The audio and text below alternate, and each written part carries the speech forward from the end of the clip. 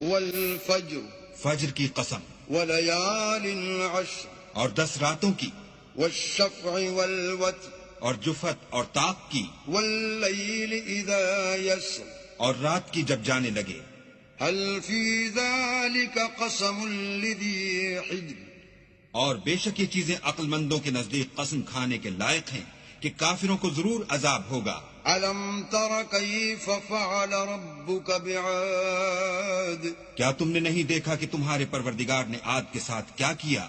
إرم ذات العماد جو ارم کہلاتے تھے، اتنے دراز قد، التي لم يخلق مثلها في البلاد کہ تمام ملک میں ایسے پیدا نہیں ہوئے تھے۔ وثمود الذين جابوا الصخر بالواد اور سمود کے ساتھ کیا کیا جو وادی قرا میں پتھر تراشتے اور گھر بناتے تھے۔ وفرعون ذي الأوتاد اور فرعون کے ساتھ کیا کیا جو خیمے اور میخیں رکھتا تھا۔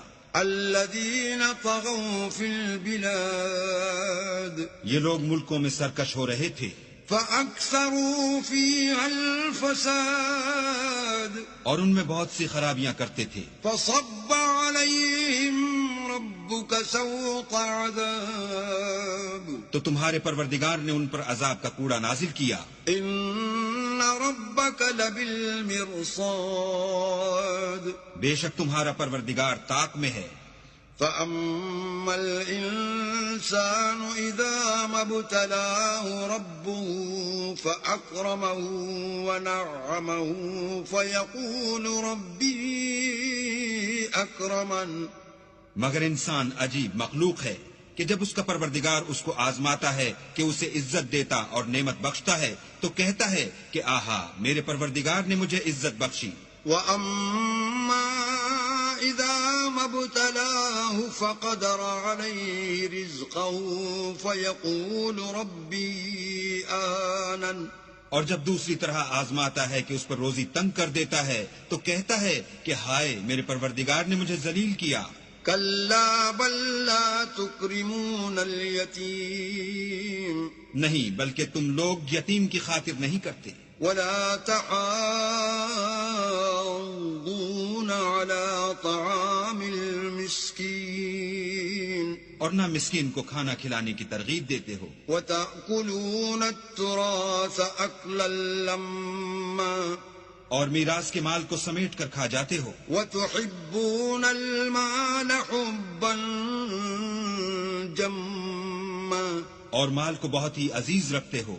كلا إذا دكت الأرض دكا دكا تو جب زمین کی بلندی کوٹ کوٹ کر پست کر دی جائے گی، وجاء ربك والملك صفا صفا اور تمہارا پروردگار جلوہ فرما ہوگا اور فرشتے قطار باندھ باندھ کر موجود ہوں گے۔ وجيء يومئذ بجهنم يومئذ يتذكر الإنسان وأنى له الذكرى اور دوزخ اس دن حاضر کی جائے گی تو انسان اس دن متنبہ ہوگا، مگر اب انتباہ سے اسے فائدہ کہاں مل سکے گا۔